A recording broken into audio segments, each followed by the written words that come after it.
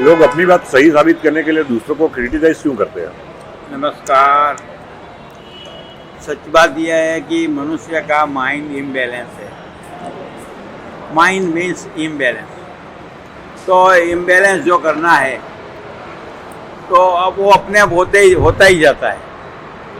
Criticism की बात आती है तो पूरा इम्बैलेंस करे होगा तो ही आदमी क्रिटिसाइज कर सकेगा। अगर मैं बैलेंस हूँ, शुद्ध विवेकपूर्ण दृष्टि से कोई बात को देखूँ तो मैं क्रिटिसाइज कर ही नहीं सकता हूँ। तो मुझे प्रेजुडाइज जो है मेरे भीतर का वो प्रकट करने के लिए इम्बैलेंस होना जरूरी है। तो आप ये समझने की कोशिश करें कि जो हमारा माइंड है वो कोई एक पक्ष को पकड़ लेता है और हमारा आधा मगज है जो वो पशु का है, आधा माइंड है, आधा ब्रेन सिस्टम जो जिसे बोलते हैं। तो वो ब्रेन सिस्टम पूरा का पूरा हाफ से भी ज़्यादा पशुता से भरा है। तो पशुता में ऐसा ही होता है कि किसी का भी नुकसान करो, किसी का कुछ भी हो जाए मगर हमारा काम निकाल लो, हमारा फ़ायदा निकाल लो, तो ये पशुता का लक्षण है। और इसमें पशुता का जीवन होता है तो ऐसा ही होता है कि जो हमें पसंद आए वो सच, दूसरा जो बोले तो उसको पशु जैसे सींग मार के उसको नुकसान पहुंचा देते हैं, लात मारते हैं उसको नुकसान पहुंचा देते हैं। ऐसे ही पूरे के पूरे लक्षण मनुष्यों में है। बहुत सारे मनुष्य कुत्ते की तरह व्यवहार करते हैं, झगड़ा करते हैं। बहुत सारे मनुष्य पशु की तरह, गधे की तरह लात मारते हैं। बहुत सारे मनुष्य सींग मारते हैं मगर वो शब्दों का सींग होता है। तो इस तरह से दूसरों को घायल करने की जो वृत्तियाँ है वो इनबिल्ट है।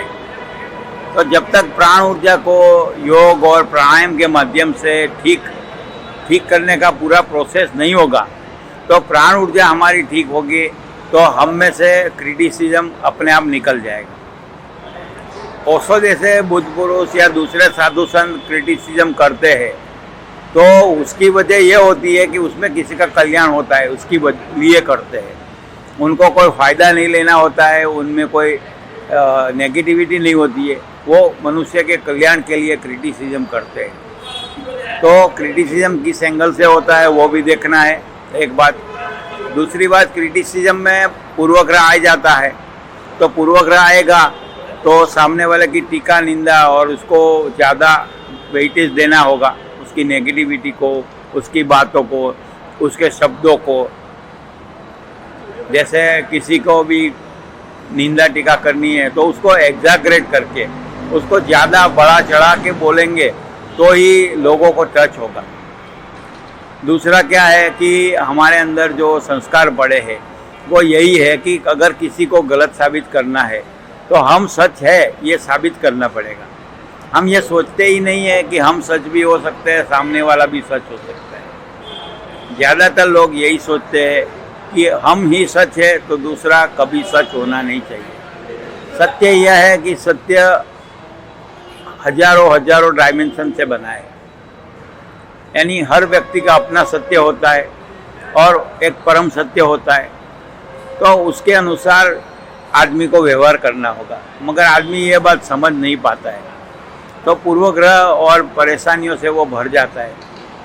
इसलिए वो क्रिटिसिज्म करता है, पूर्वग्रह बढ़ा देता है और अपनी बातों को सच साबित करने के लिए वो थियरियाँ बना लेता है और उसी थियरियों में वो उलझा रहता है। तो हमें अगर मुक्ति चाहिए तो श्री शारदा मणि माँ ऐसे कहती है कि अगर तुम्हें सुखी होना है तो किसी के दोष देखना बंद कर दो। उन्होंने यह नहीं कहा कि किसी का दोष देखना नहीं चाहिए, उन्होंने यह कहा कि अगर तुम्हें सुखी होना है तो दूसरों के दोष देखना बंद कर दो।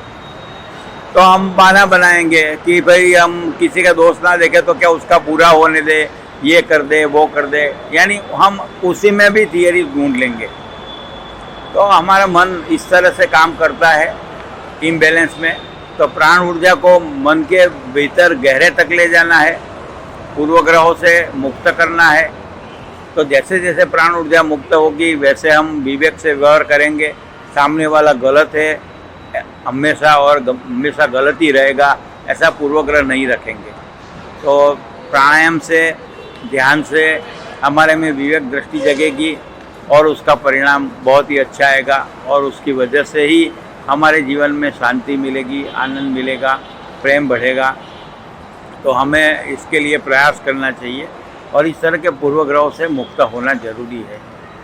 तो तभी आपके लाइफ में बैलेंस आ पाएगा, तभी आपके लाइफ में खुशी आ पाएगी, तभी आपके लाइफ में शांति आएगी और आपको निरक्षीर विवेक, पानी और दूध का विवेक कर सके ऐसी शुभ दृष्टि, ऐसी शुद्ध दृष्टि आपके भीतर आएगी और आपके जीवन में आनंद, प्रेम और शांति बढ़ेगा। नमस्कार, धन्यवाद।